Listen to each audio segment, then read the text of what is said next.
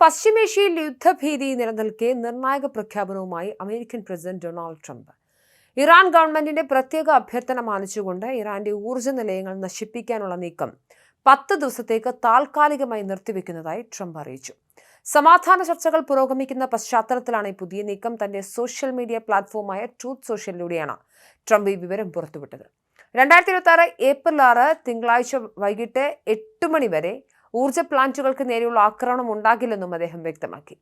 Iran ഗവൺമെന്റിന്റെ അഭ്യർത്ഥന പ്രകാരം ഊർജ്ജ നിലയങ്ങൾ നശിപ്പിക്കുന്നതിനുള്ള കാലയളവ് 10 ദിവസത്തേക്ക്, അതായത് ഏപ്രിൽ 6 തിങ്കളാഴ്ച വരെ താൽക്കാലികമായി നിർത്തുന്നു. ചർച്ചകൾ നടന്നുകൊണ്ടിരിക്കുകയാണ്. മാധ്യമങ്ങൾ തെറ്റായ വാർത്തകൾ പ്രചരിപ്പിക്കുന്നുണ്ടെങ്കിലും ചർച്ചകൾ വളരെ നന്നായി മുന്നോട്ട് പോകുന്നു എന്നാണ് ട്രംപ് പറഞ്ഞത്. അതേസമയം മേഖലയിൽ ഒരു വശത്ത് ചർച്ചകൾ നടക്കുമ്പോൾ മറുവശത്ത് സൈനിക നീക്കങ്ങളും ശക്തമാകുന്നുണ്ട്. റഷ്യ ഇറാനിലേക്ക് മാരകായുധങ്ങളായ ഡ്രോണുകൾ അയക്കുന്നതായി ഫിനാൻഷ്യൽ ടൈംസ് റിപ്പോർട്ട് ചെയ്തു. 2026 ഫെബ്രുവരി 28 യുദ്ധം ആരംഭിച്ചതിനു ശേഷം റഷ്യ ഇറാനിലേക്ക് അയക്കുന്ന ആദ്യത്തെ പ്രധാന ആയുധശേഖരമാണത്. ഡ്രോണുകൾക്ക് പുറമെ ഭക്ഷണ സാധനങ്ങളും മരുന്നുകളും രഹസ്യാന്വേഷണ വിവരങ്ങളും റഷ്യ കൈമാറുന്നുണ്ട് എന്നാണ് സൂചന.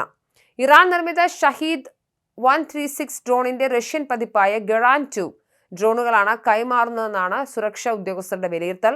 ഈ മാസം അവസാനത്തോടെ കൈമാറ്റം പൂർത്തിയാകുമെന്നാണ് കരുതപ്പെടുന്നത്. എന്നാൽ ഈ റിപ്പോർട്ടുകളെ റഷ്യൻ വക്താവ് ദിമിത്രി പെസ്കോവ് പൂർണ്ണമായും നിഷേധിച്ചു. റഷ്യയുടെ അത്യാധുനിക വ്യോമ പ്രതിരോധ സംവിധാനമായ S-400 നൽകണമെന്ന ഇറാന്റെ ആവശ്യം മോസ്കോ തള്ളിയതായാണ് വിവരം. അമേരിക്കയുമായുള്ള ബന്ധം കൂടുതൽ വഷളാക്കുന്നത് ഒഴിവാക്കാനാണ് നീക്കം. എങ്കിലും പകരം വേബ വിക്ഷേപണ യൂണിറ്റുകളും മിസൈലുകളും നൽകാൻ ഇരു രാജ്യങ്ങളും തമ്മിൽ ധാരണയായിട്ടുണ്ട്.